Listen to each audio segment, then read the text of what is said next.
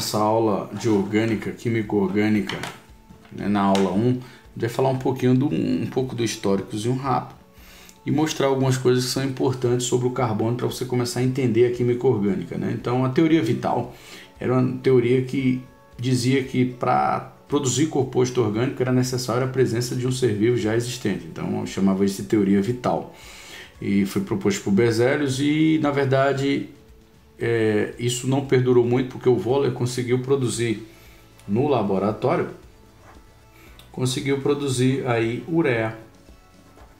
Então ele conseguiu produzir ureia no laboratório a partir do cianato de amônio, então do cianeto de amônio, e conseguiu produzir ureia no laboratório. Então essa teoria de que todo composto orgânico vinha da teoria vital foi enfraquecida e praticamente deixou de vigorar. Então o laboratório, foi quebrada essa teoria no laboratório pelo Wohler. Então ele produziu ureia, que era um composto orgânico presente na urina de mamíferos. Então ele observou que esse cristal era muito semelhante e quando foi observar suas características químicas era idêntica a esse produzido pelos seres vivos. Então essa teoria vital ela perdeu um pouco o sentido. Então hoje o que é que estuda a química orgânica? A química orgânica ela estuda o carbono. Se você for observar, o carbono ele é da família 4A da tabela periódica. Isso quer dizer que ele tem 4 elétrons na última camada, então ele faz 4 ligações químicas. Então eu posso afirmar que o carbono ele é tetravalente. O que isso quer dizer ser tetravalente? Que o carbono ele pode formar no máximo aí 4 ligações, podendo ser 4 ligações simples, podendo ser aí uma dupla e 2 simples, podendo ser uma tripla e uma simples, podendo ser ainda 2 ligações duplas. Então isso é fundamental que o aluno domine, que ele é da família 4A, forma 4 ligações, tetravalente, ele pode formar aí essas 4 ligações, essas 4 possíveis combinações, ou 4 simples, uma dupla, 2 simples, uma tripla, uma simples, ou 2 ligações duplas. Ele nunca passa desse mecanismo. Outra coisa importante que o aluno tem que entender é que o carbono ele pode formar aí, ó, cadeias. Então ele pode formar cadeias químicas e isso é estudado hoje, né? O carbono e os seus derivados na química orgânica, somente o estudo do carbono. E eu tenho aqui todos os formatos possíveis de ligações. Você pode observar que eu estou priorizando aqui o tipo, deixando o carbono sempre com 4 ligações, e eu queria um particular específico aqui para a classificação do carbono. Então, o carbono ele pode ser classificado. O carbono específico, não a cadeia. A cadeia também recebe uma classificação, mas vamos abordar primeiro a classificaçãozinha aí do carbono. Então, o carbono ele pode ser classificado como primário, como secundário, como terciário e como quaternário. Aí você me diz assim, qual a diferença de cada um desses? Bem simples. O carbono primário ele está ligado a um átomo de carbono. Então, se você for observar, todo átomo de carbono que está ligado a apenas um átomo de carbono, ele é chamado de primário. Secundário, ele está ligado a 2. Terciário, ele está ligado a 3.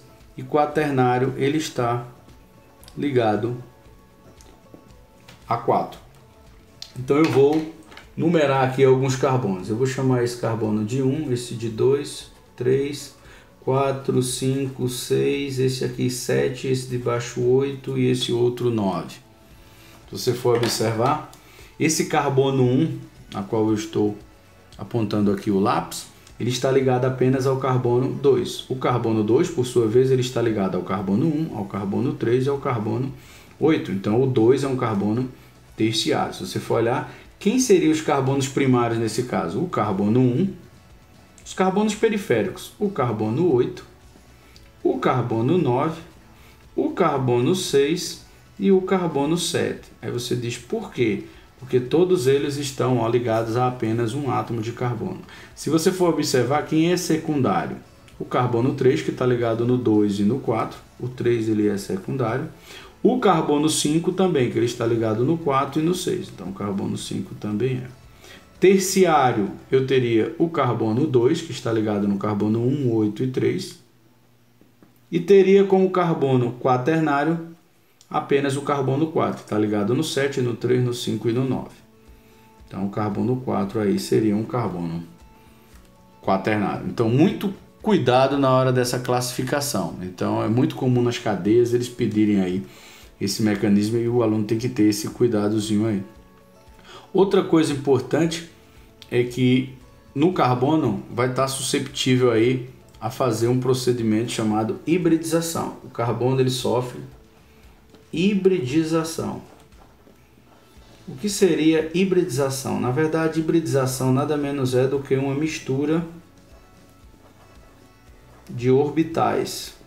Então, o aluno ele tem que ter um cuidado aí nesse procedimento quando fala hibridização. Vou dar um exemplozinho aí. Se você for observar, o carbono ele tem essa característica química, o símbolo C, número de massa 12, número atômico 6. Então ele tem 6 eletrozinhos na última camada. Vamos distribuir os 6 elétrons. Fica 1s2, 2s2 e 2p2. Essa seria a sua distribuição eletrônica. No subnível 1s, ele tem um orbital. Subnível 2s também mais um orbital. E no subnível p, ele teria aí 3 orbitais. Então esse está completo com 2, esse também tem 2 e esse tem mais 2, desemparelhando aí 2 elétrons e um vazio. O que acontece? O carbono ele tem muita energia nesse elétronzinho aqui. E esse elétron, o que é que ele faz? Ele dá um salto energético e vem para cá. Então ele praticamente desaparece, sai do 2s e vai para o orbital, o último orbital 2p. Então ele mistura o orbital s com o orbital p. Então ele faz uma hibridização.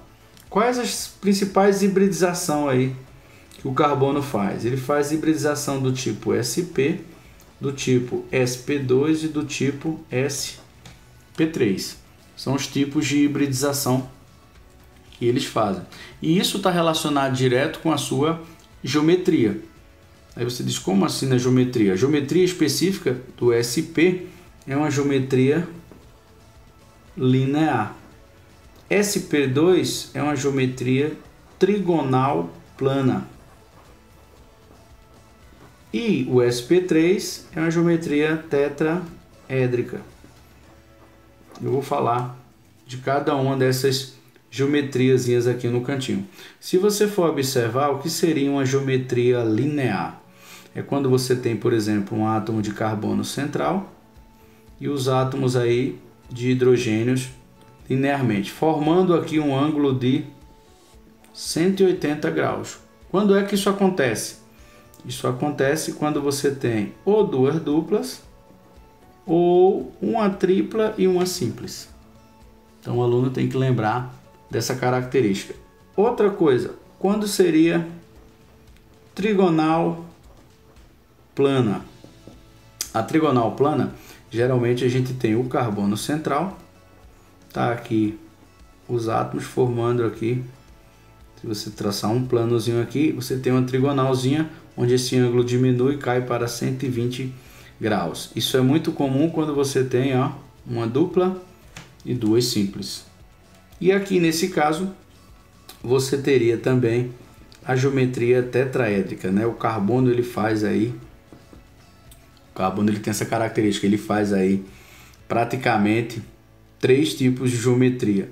Nesse caso da tetraédrica, a gente teria um carbono central e a gente teria aqui os átomos fazendo um ângulozinho aqui de 109 graus e 28 minutos, que, como exemplo, a gente tem aí 4 ligações simples. Então, cada uma tem uma característica.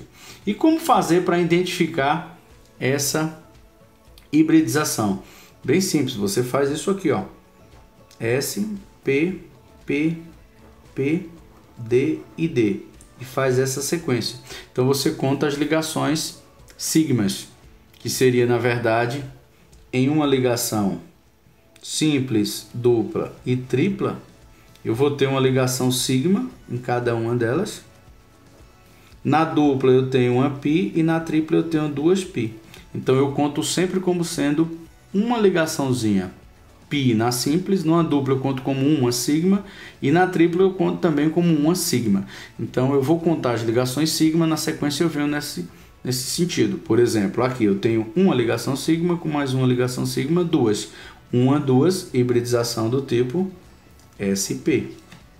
Se eu vier aqui, ó, uma sigma, 2 sigma, aqui eu tenho uma sigma. Você está vendo 2 ligações, mas lembrar que na dupla eu tenho uma π, entendeu? E uma sigma. Então na dupla eu só conto como uma, tanto na tripla. Aqui é a tripla do mesmo jeito. A tripla eu tenho uma ligação sigma e 2π. Então eu conto as sigmas. Uma sigma com mais uma sigma, 2. Então 2 SP. 2 SP. Aqui eu conto 1, 2, 3. Então 1, 2, 3. Hibridização SP2. Aqui eu tenho 3. 1, 2, 3, 4. Ó, uma sigma, uma sigma, uma sigma, uma sigma. 4 sigma. Então 1, 2, 3, 4. 1 S e 3P. Então hibridização SP3, SP2 e SP. Cada uma tem uma geometria específica. Então o aluno tem que ter esse cuidadozinho aí. E o que seria esse negocinho de ligação sigma e π? O que é uma ligação sigma? É uma ligação frontal. O que é isso? O orbital interpenetra frontalmente para fazer a ligação. Então é uma ligação muito forte. Uma ligação π é uma ligação paralela, que ela é formada paralelamente ao eixo principal da ligação sigma. Então é uma ligação mais fraca. Então isso quer dizer que é muito mais fácil romper uma ligação tripla do que uma dupla e do que uma simples, porque eu tenho mais ligações fracas aqui para ser atacada, por exemplo, do ponto de vista de reações orgânicas. Então é muito mais fácil atacar uma ligação π do que uma ligação sigma. Então eu tenho ligação sigma na simples, eu tenho uma na dupla e uma na tripla. Na hora de contar a hibridização, você conta as ligações sigma de qualquer cadeia carbônica.